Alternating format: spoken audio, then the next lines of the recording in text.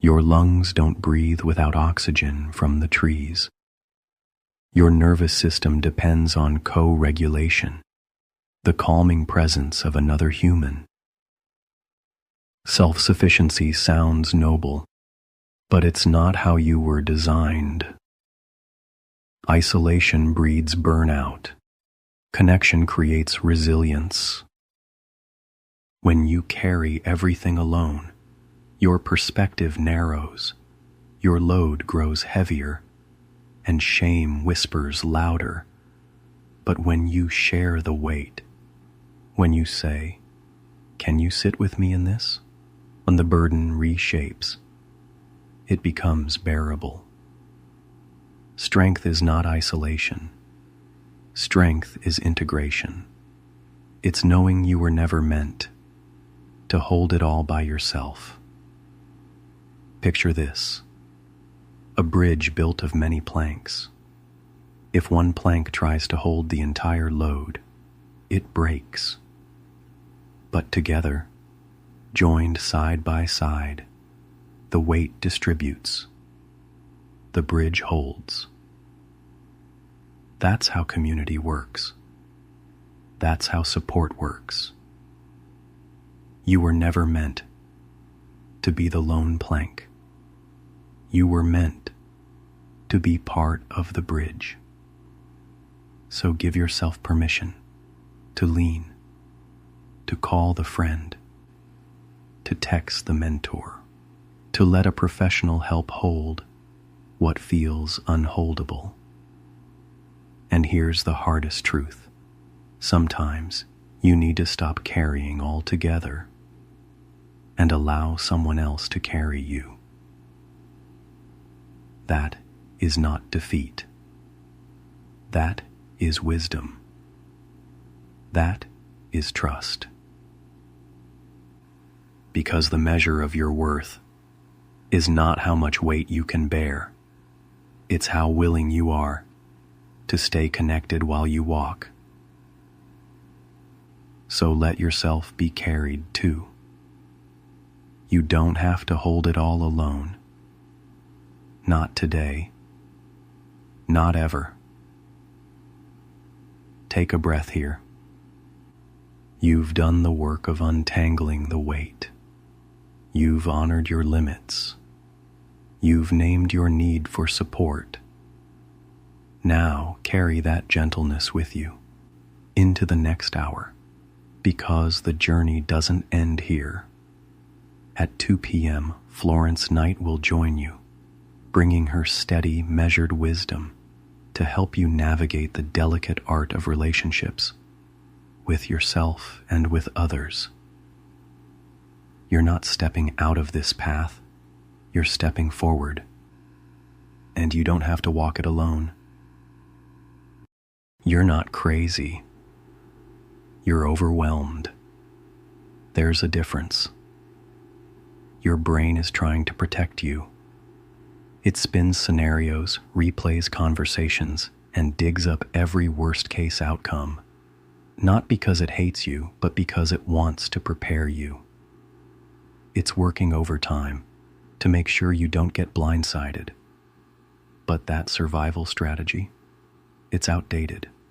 You're not in the same danger anymore. You don't need to overthink your way into safety. Right now, your brain doesn't need more data. It needs your body to tell it, "We're okay." So take one breath, then another. Feel your seat. Feel your spine. Feel the space around you. You are not broken. You're overstimulated. And safety starts by slowing down the noise inside. Now that you've breathed, let's do some gentle sorting. Not every thought you think is true.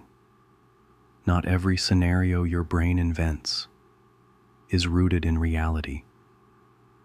When the spiral begins, ask yourself, is this a fact or is this a fear? The fact your friend didn't text back today. The fear they're mad at you. The fact you missed a deadline.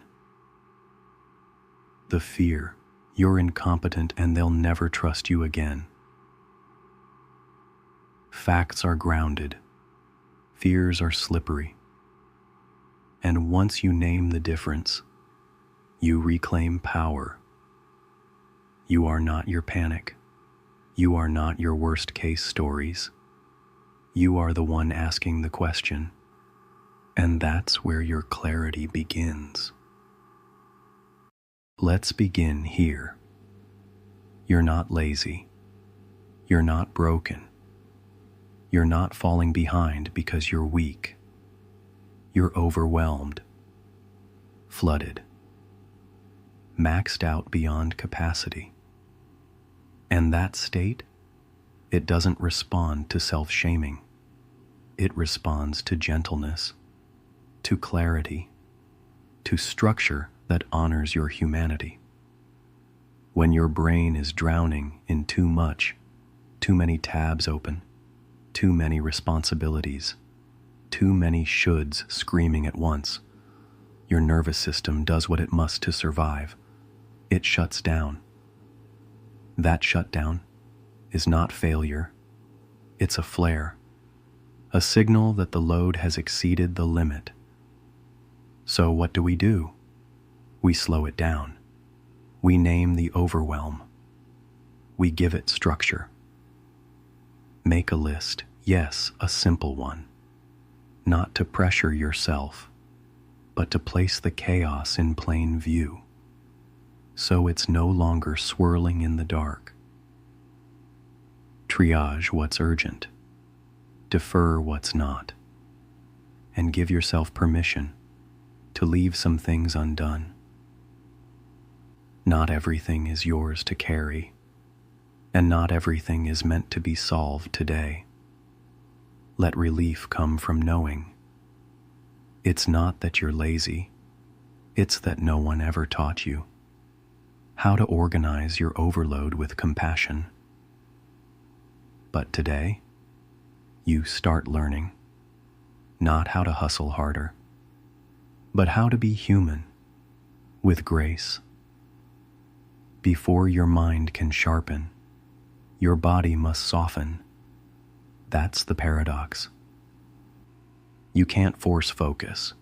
In a field of internal danger, you can't think clearly when your nervous system is stuck in fight, flight, or freeze. Mental clarity is a byproduct of emotional safety. And safety isn't just a buzzword. It's a biological state. Ask yourself, what does safety feel like to me? Where do I feel safe in my day? In my relationships? In my inner dialogue? You won't find clear thoughts in a hostile inner monologue. You won't find creativity when you're bracing for the next collapse. So we start by building a soft space in your routine, in your breath, in the words you speak to yourself. Not every moment will feel safe, but some can. And those moments become anchors. Today, protect those anchors. They are not indulgent. They are essential. Because your clarity, your ability to make decisions, to act, to move, depends on how safe your system feels. It's not about pushing through. It's about softening in. That's where the clarity lives, and you're learning to meet it there. Thoughts are loud, but not every thought is true, and not everyone needs a front row seat in your awareness. Your brain is a storyteller. It spins narratives, fills gaps, and rehearses worst-case scenarios, like it's trying out for a tragedy. But you are not obligated to believe every story it tells. Just because a thought feels urgent doesn't mean it's accurate. Just because it screams doesn't mean it holds wisdom. You get to be the editor. You get to choose which thoughts get airtime and which ones get archived. Sometimes, clarity begins not by adding more knowledge, but by subtracting the noise. So today, notice the thought, name it, then ask, is this useful? Is this true? Is this kind? If it's not, you don't have to keep it. Let the fog pass. Your clarity doesn't shout. It waits patiently beneath the storm. You're not lazy. You're overloaded. There's a difference between a lack of discipline and a nervous system at capacity. You've been juggling invisible weights, decisions, emotional labor, expectations, past regrets, future planning. No wonder your brain feels like it's buffering. Mental fatigue is real, and it shows up as forgetfulness, irritability, indecision, or that blank stare at your to-do list. But the answer isn't to push harder. It's to pause, to close the tabs, to give your mind the gift of single tasking, stillness, and sleep. You don't recharge a phone by yelling at it. You plug it in. You wait. So do that for yourself. Give your mind a break before it breaks down. And when the guilt creeps in, remind yourself, rest is not a reward. It's a requirement. You made a mistake. Or maybe something didn't go the way you planned. But before you call it failure, pause. Reframe. What if this wasn't a collapse, but a course correction? What if it wasn't rejection, but redirection? Failure isn't the end. It's just a loud teacher. And feedback is how growth whispers. When something falls apart, ask yourself, what did I learn about me? What skill needs strengthening? What belief needs reworking? You're not being punished. You're being refined. And in that process, you're becoming more discerning, more grounded, more aware of what aligns. You don't have to spin the failure into gold.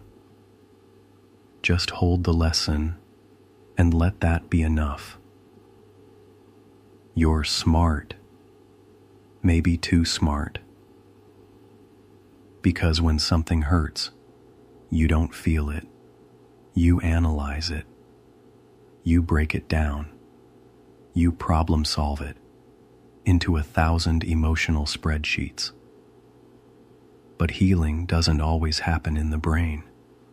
Sometimes it starts in the body, in breath, in presence, in silence. Not every wound needs a plan. Some need permission to be felt, to move through.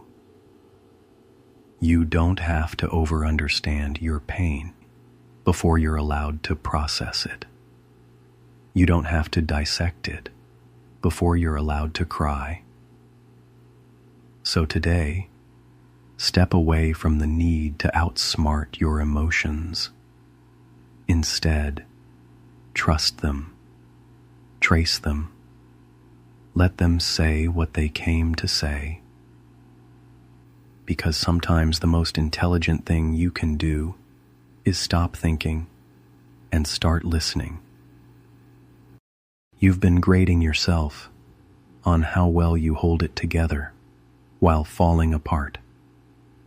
You assess your worth by how productive you stay, even when your heart is heavy and your brain is fogged with fear. But listen, survival is not a performance, and pain is not a test.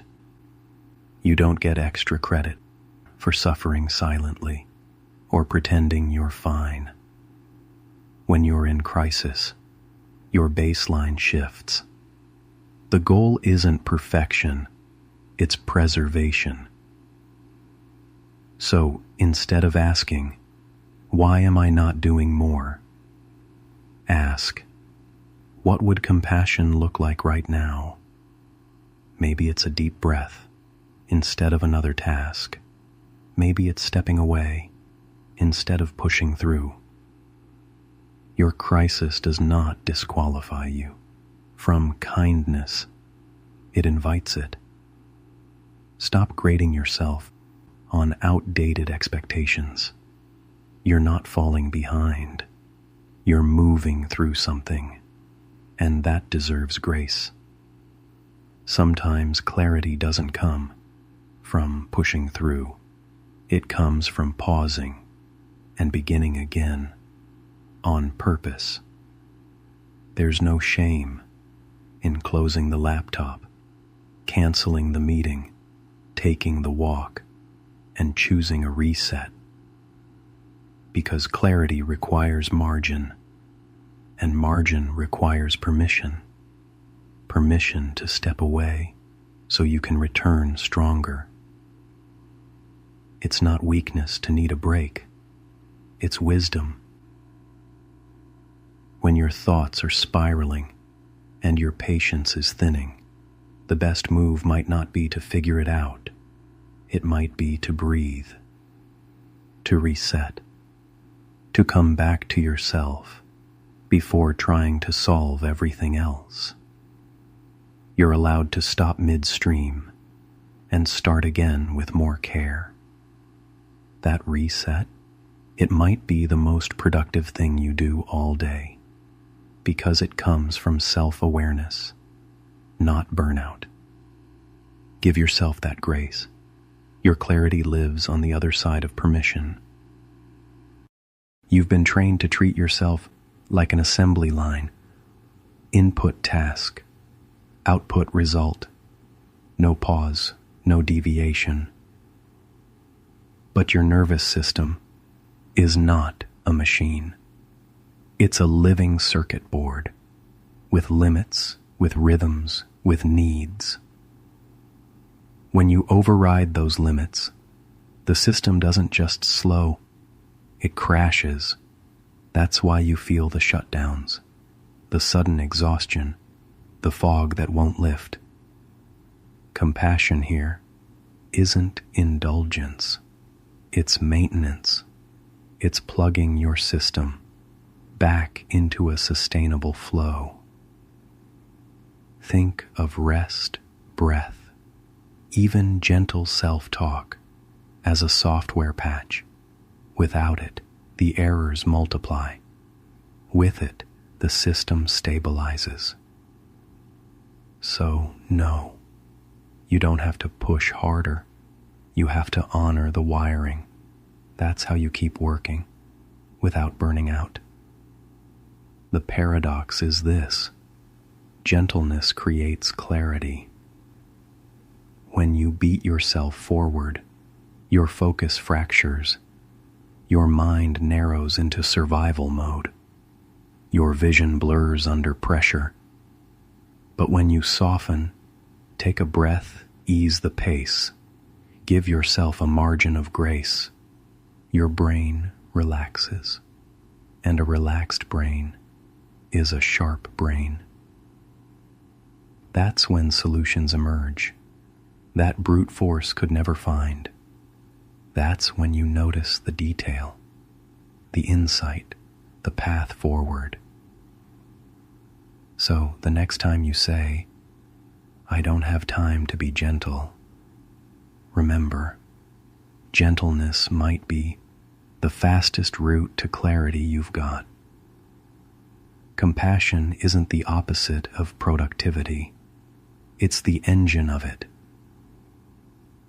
Progress isn't always loud.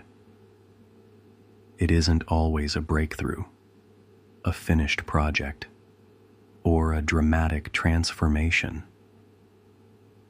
Sometimes it's washing the dishes when your body feels heavy. Sometimes it's sending one email instead of the 10 on your list. Sometimes it's just getting out of bed. Don't dismiss those moments. They are progress. They are proof that you kept moving through resistance. Tiny steps add up, brick by brick, inch by inch. They build momentum quietly until one day you look back and realize you crossed the distance. You don't need giant leaps. You need consistency wrapped in compassion. The myth of progress is that it should look like a straight line, always forward, always up. But the truth? Progress loops. It spirals. It pauses. It even doubles back before leaping ahead again. Healing, growth, clarity, none of them unfold neatly. So when you feel like you're circling, don't panic. Circling is still movement. Even revisiting old struggles can be a sign you're meeting them with new tools, new awareness. Redefine progress, not as perfection, but as participation. If you're still showing up, still leaning toward growth, still reaching for clarity, you're progressing even when it doesn't look like it. Somewhere along the way, you absorbed the lie that worth equals flawlessness, that to be valuable, you must never falter, never miss a step, never spill, never stumble. But perfection was never the assignment. The assignment was honesty. The assignment was growth. The assignment was learning how to stay kind to yourself while being undeniably human. Imperfection isn't evidence of failure. It's evidence of life, of being in process, of walking the messy road every single person is walking, whether they admit it or not.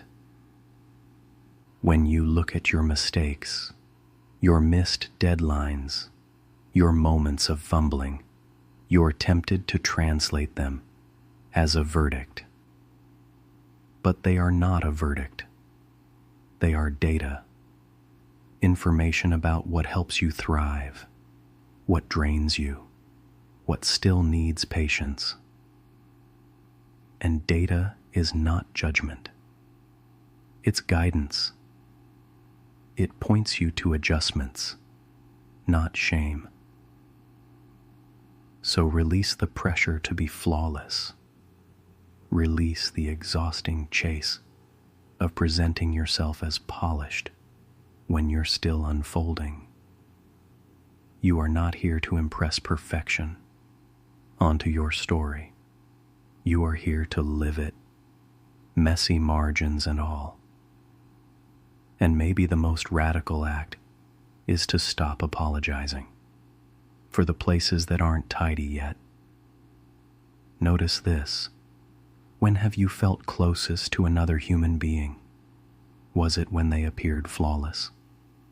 Or was it when they confessed, "I'm tired too"? When they admitted, "I don't know what I'm doing either"? Imperfection is where connection lives. It's the soft edge that allows another person to approach without fear of being measured. If you hide every crack, you also hide every doorway where compassion might enter. Your stumbles, your unpolished truths, your broken open moments. These are bridges. They invite others to say, "Me too," and that "me too" is the beginning of belonging. So when you're tempted to cover the flaws, ask yourself instead, what if this is the place someone else finds courage? What if my humanity is exactly what gives another person hope? Your imperfections don't diminish you. They humanize you. They make your story livable, approachable, real. Perfection isolates. Imperfection connects. And connection, not flawlessness, is what heals. So breathe. Drop the performance. Let the cracks stay visible, because it's in those cracks that the light has a chance to get in. We've been conditioned to equate silence with absence. If nothing's happening, we think nothing exists. If no words are spoken, we assume nothing is being said. But silence is not emptiness. Silence is presence. It is the raw ground where clarity takes root. Think of a pond after a storm. The surface churns with waves. Mud rises from the bottom. Everything feels unsettled. If you keep thrashing in that water, the mud only clouds more. But if you sit still long enough, the particles settle, the water clears, and suddenly you can see straight to the bottom. That's what stillness does for your mind. It lets the noise sink. It lets the chaos disperse.